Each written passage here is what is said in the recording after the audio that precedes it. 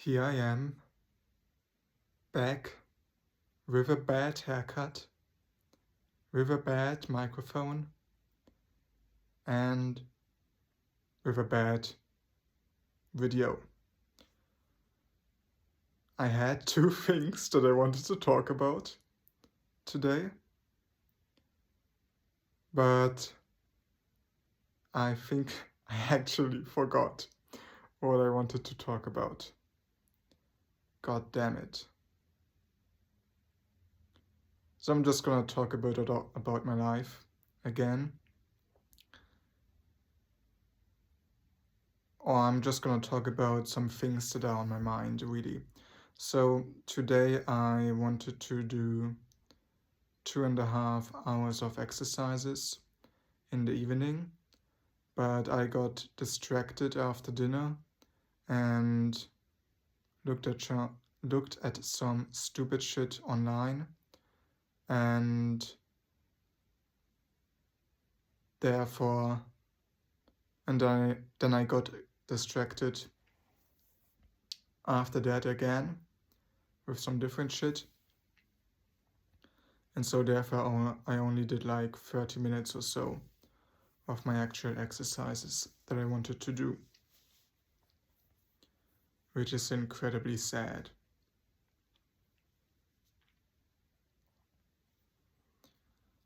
Then I have something that I actually want to talk about, and I set a goal of doing, I don't know, I think 4 habits consistently for all of March. And since March is moving towards its end, or coming towards its end, and I'm pretty optimistic that I will be able to stick to the habits to the end of March, because I have stuck to them so far. I am wondering why I have been successful with this goal of sticking to habits during March, and why I haven't been successful with anything else in the last 8 years. And I think like the only thing I can really pinpoint right now is that I set somewhat achievable goals, and I set them only for a limited amount of time, or I committed to them only for a limited amount of time, only for 1 month. And so Alex Hormozy says, do more of what works. And so for April, I want to commit to a certain amount of daily actions once again. And the question is what I want to commit to. Now, what I did during March was I wanted to do exercises daily, which is the one thing that is the most, that I have followed with the most like variation, let's say, because I did do some exercises daily, but my aim is, I mean, it's quite a big aim. My aim is to do 2.5 hours every single day, and I definitely did not 2.5 hours every single day, but I did do a little bit, at least a little bit every single day, and 2.5 hours sometimes. And then the second thing was making a 30-minute video every single day, which I have done, and the videos actually have been 30 minutes long. Not all of them have been uploaded, but I have been made. And the third thing was doing 100% cold showers every single day, which I have also done. I am starting to get a bit ill right now. I'm feeling, like in the morning, I'm feeling some kind of, like this weird feeling that tells you that you're about to get ill in my throat. And I think it has to do with doing those cold showers, those 100% cold showers every single morning. But I am doing them. I am doing them and I will stick to them. And then the last thing was NoFap, which I have also stick to. And I'm probably going to stop making these videos, unfortunately. Which is, honestly, I'm already feeling sad about that. I'm almost thinking about, instead of making 30-minute videos, I mean, if I continued making YouTube or working on YouTube, I would probably stop making 30-minute videos, and instead I would be like, do something like working on one video per week for 30 minutes every single day, something like that. And then, because I'm very bad at this shit, I might just end up realizing like on Sunday, oh shit, haven't managed to do anything in my 30 minutes of work every day. I'm just gonna do another one of the 30-minute talking head unprepared videos. But anyways, and so I'm probably going to stop doing that because there's too many things in my life right now. And I did have an interesting thought about having too many things in your life as well today. But I will try to remember it and come back to it later in the video. And so I'm going to keep doing cold showers every single day in the hopes that I don't get completely ill. And I will keep doing NoFap for sure every single day. And I'm thinking about, because what I did in March, or what I'm doing now in March, is I committed to a certain set of actions. And so what I might be committing to in April might be a certain routine that I do. Now, since I'm probably going to get a bike in the next week or two, that's going to change my schedule a little bit, or my routines a little bit. So I have to see how I work that into my life. But I think making a 30-day experiment with a certain routine is the next step to go.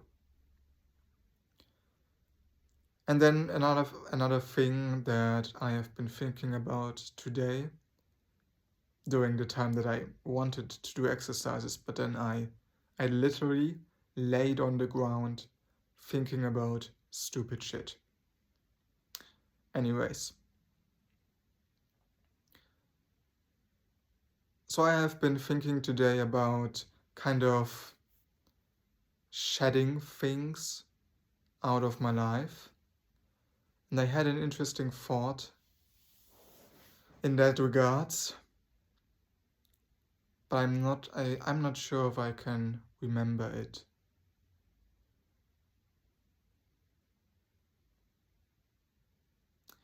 It might have been something along the lines of the idea, or something to do with the idea of mastery, and that in a sense, mastery is, or a big part of mastering anything, and in this case, trying to master life, is to gain a better understanding of what is essential and what is unnecessary. Spoiler, almost everything is unnecessary. Very few things are essential. And so, yeah, that is the idea then, was that kind of trying new things and then stop doing new things is basically just a part of mastery. But I don't think that was the proper thought that I had. I think it was something else. It might have also something, it might have had something to do with having tiny habits. Because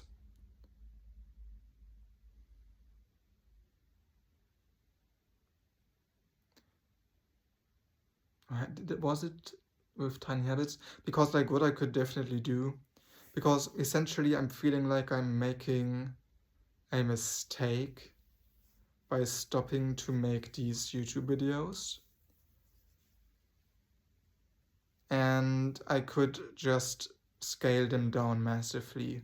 Like instead of making bad 30-minute unprepared videos every single day, which well takes 30 minutes, I could also do bad unprepared 3-minute videos every single day, which wouldn't be that helpful for me because I can't really think properly, I think, in only 3 minutes. But I think I could definitely put 3 minutes into my day every single day.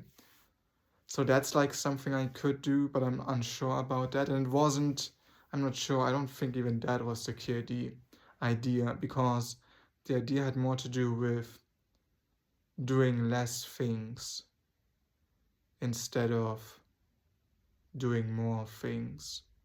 I think it was more something along the lines of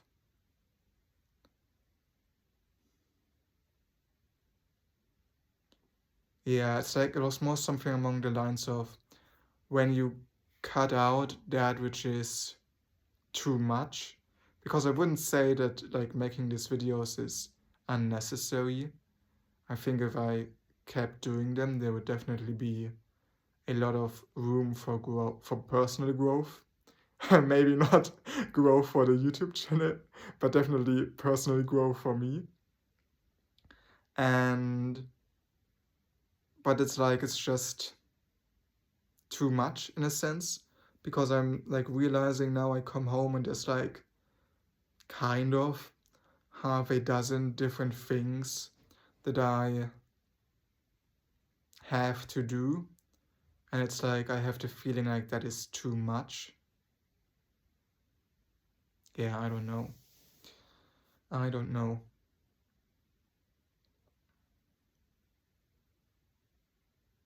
I can't really recollect the thoughts that I had about focusing on that which is essential. Or maybe I can, I think maybe I can. I think some part of it was that the things that are truly essential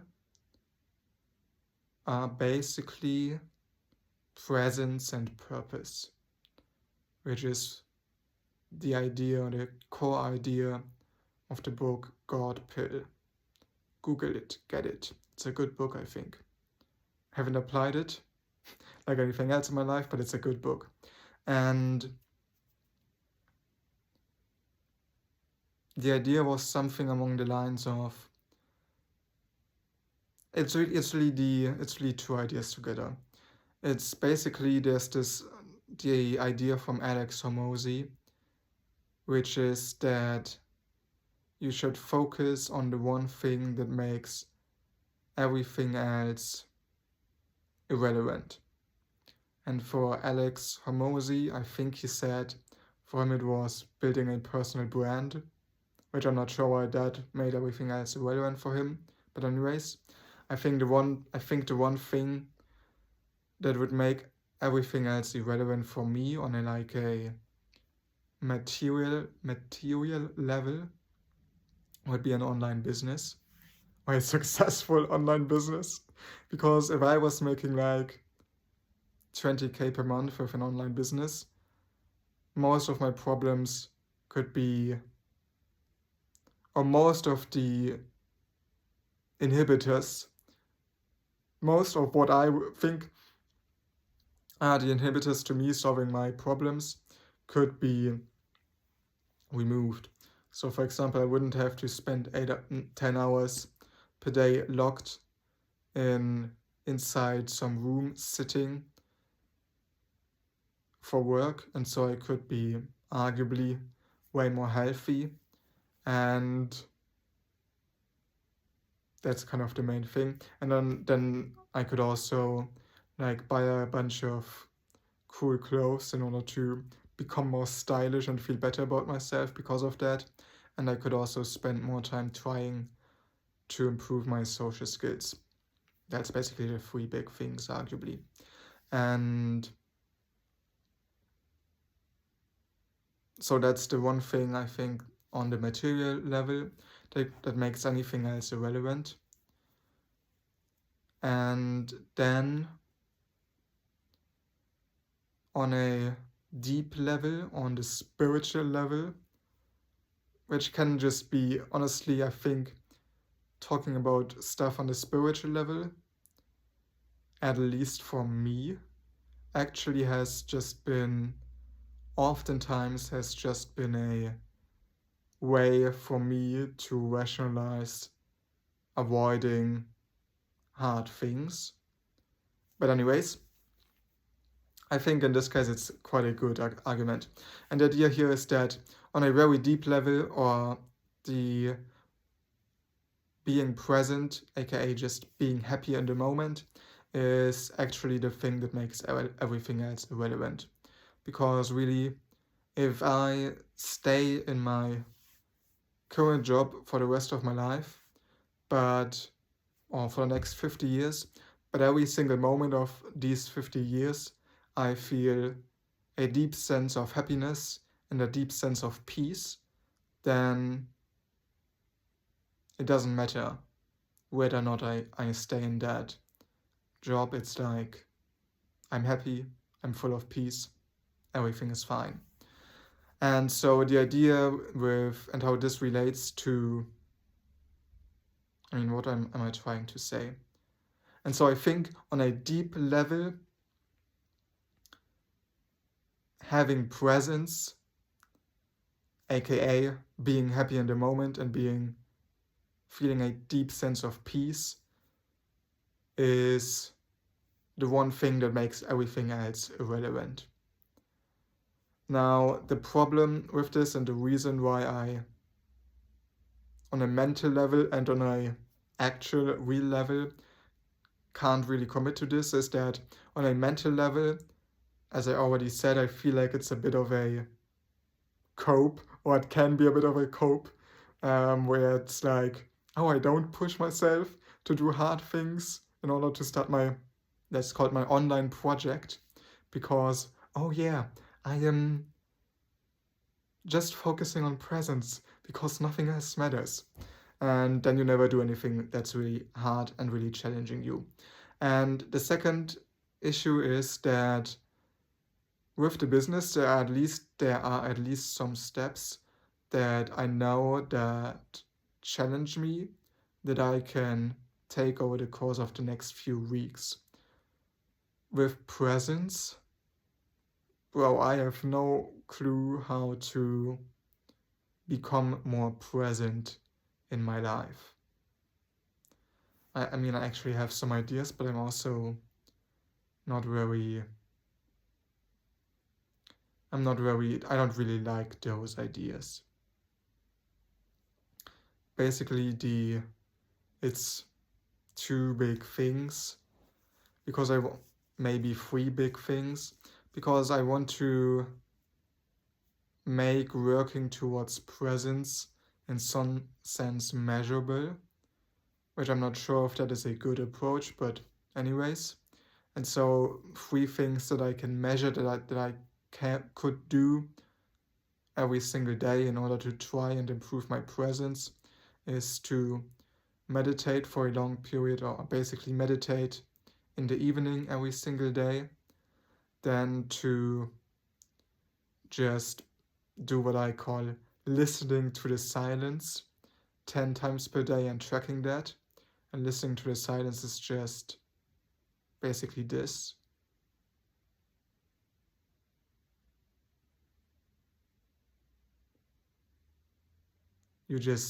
I don't know, I can't explain it. It's just arguably the problem with most exercises that have to do with presence. They are hard to properly explain. Best I can do is describing it as listening to the presence.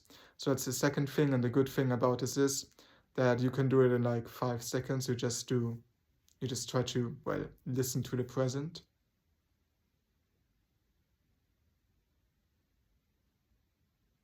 And then I would have a sheet of paper where I do like a little tick, and then I could check on the sheet of paper, have I done my 5 or 10 ticks for the day, in order to where I have listened to the where I have listened to the silence. And then the third thing would be to read a book on meditation, or read 5 pages of a book on meditation every single day.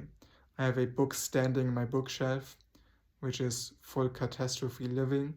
And it's basically, what I like about it is that, because so far the main source basically there were 2 main sources on presence that I have consumed, and the first one was again the book God Pill, by Anthony Reginello, by the way, and I couldn't really get presence the way he described it.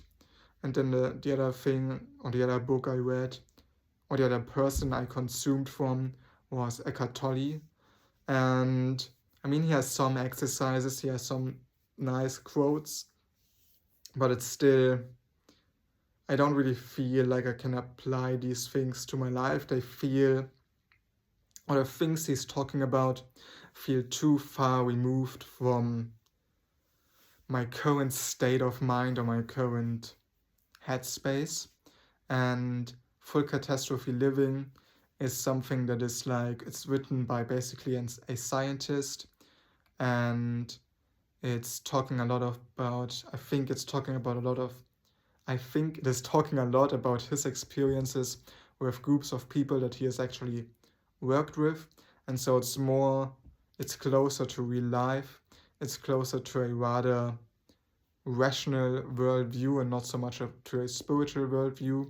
And so I think it's closer to what my headspace is in right now.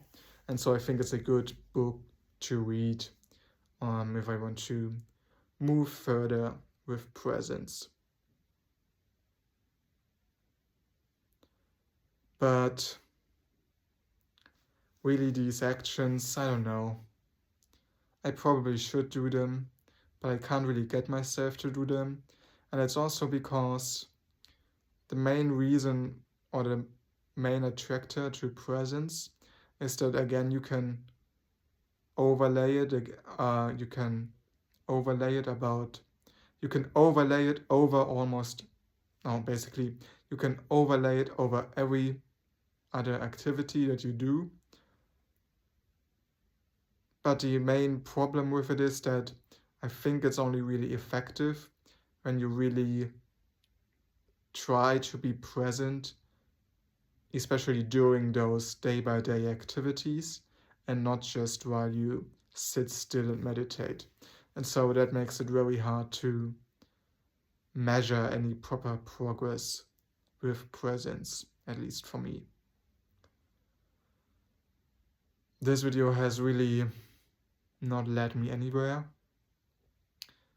I will try to talk about some changes that I want to make in my life, but I don't really know what changes to make.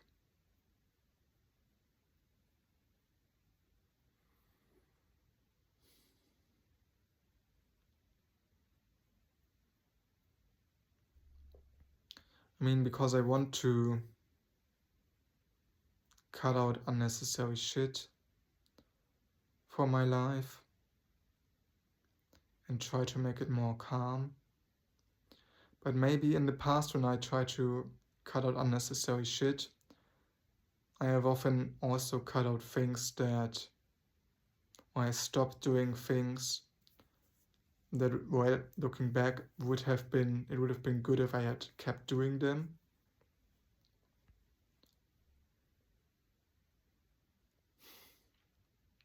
Honestly, it's way too fucking late for me to think about anything. I'm so tired right now, I won't lie. I think what I can think about somewhat clearly are some ideas for what my goals for April or my commitments for April can be. I already talked about it. My commitments will definitely be to keep making 100% cold showers and to keep doing nofap. And then an idea that I'm playing with as a goal would be to again have a certain routine, and the routine would be to get up at 6 in the morning, then basically do 1 hour for cold shower for a cold shower and for a breakfast, because right now I don't have a proper breakfast in the morning and I really think it fucks up the structure of my day quite a bit. And then so I would then go leave the house at 7 to go to work, depressingly come back at 5 a.m. or 5 p.m., so 10 hours later from work, then eat dinner until 6 p.m., and then basically just only do my exercises. And then after I've done the exercises, meditate for however long I have until I can go to bed.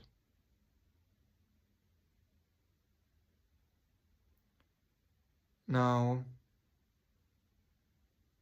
instead of meditation, which in the original plan would be quite reliable 30 minutes or more every single day, I could of course also do a 30-minute video, but I'm not sure if that's a good idea, because one of the things that I have really been sad about in the past has been to stop meditating regularly.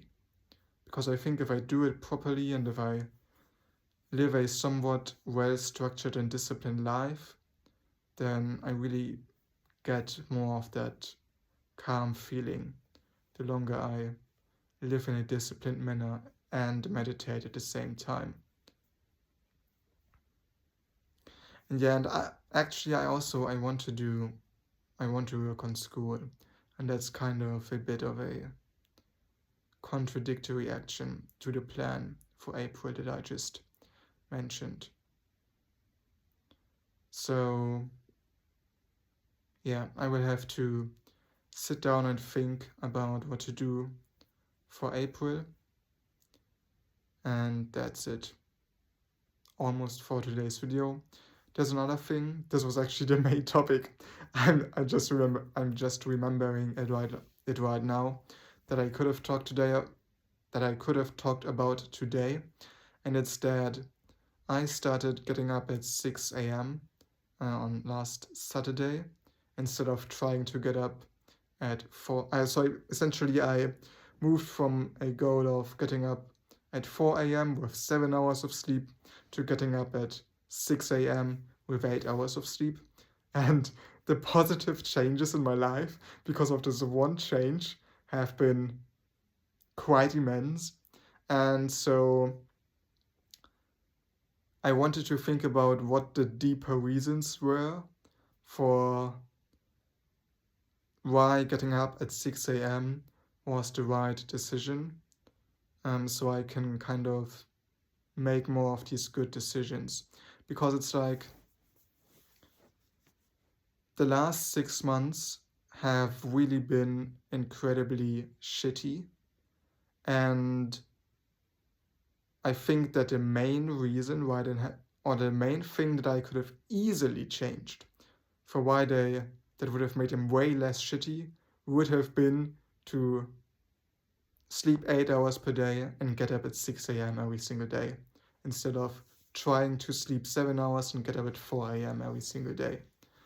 And so, yeah, I wanted to think about the deeper principles behind this, so that I can take better lessons from 6 months wasted, from 6 wasted months, than get up at 6 a.m. and sleep 8 hours per day.